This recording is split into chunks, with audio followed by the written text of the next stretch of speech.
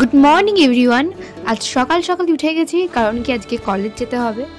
আর সব কিছু তোমাদেরকে আজকে শেয়ার করব যে কি করি না করি আর কখন ঘুম থেকে উঠি।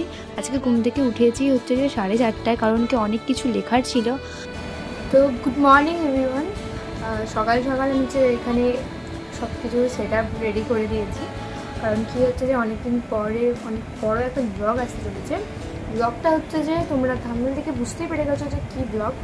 তো সকালবেলা বেশি কথা বলবো না, আগে ফ্রেশ হয়ে নেই। প্রচণ্ড ঘুম থেকে উঠে এখন জাস্ট অন্ধকার হয়েছে, তোমরা দেখতে পাবে হয়তো ওই জানলাতে দেখা যাচ্ছে। জাস্ট অন্ধকারের মধ্যে আমি আলো ফালো জেলে ভিডিও শ্যুট করছি।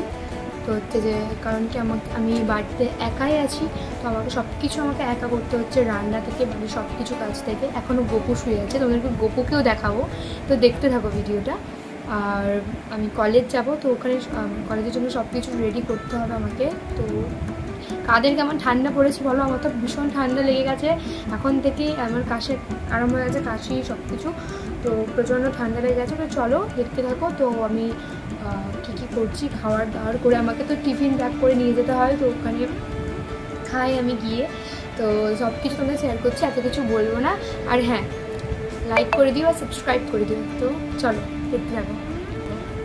তারপর সকাল সকাল হচ্ছে স্নান করে নিয়েছি। আর সকাল বলতে এখন হচ্ছে 7টা বেজে গেছে, কারণ অনেক কিছু লেখার ছিল।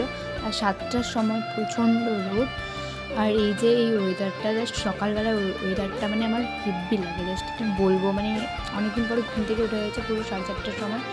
আর সব কিছু আজকে আমাকে কাজ নিজের হাতে করতে হয়েছে। তো চলো আমি সব কিছু রেডি করছি, দেখতে থাকো।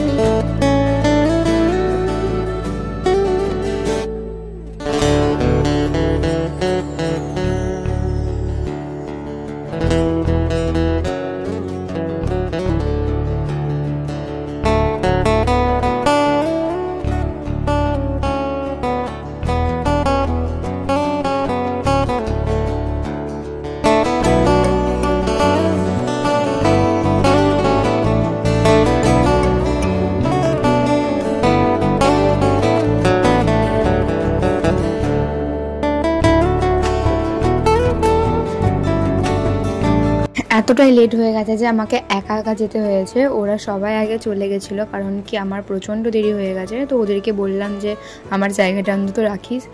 তো যাই হোক, ওরা আমার জায়গাটা প্রত্যেক দিনই রাখে, ওর জন্য অনেক থ্যাংক ইউ। আবার ছুটির পরে ক্লিপটা নিয়েছিলাম। তো টাটা, দেখা হচ্ছে নেক্সট ভিডিওতে। সাবস্ক্রাইব করে দিও।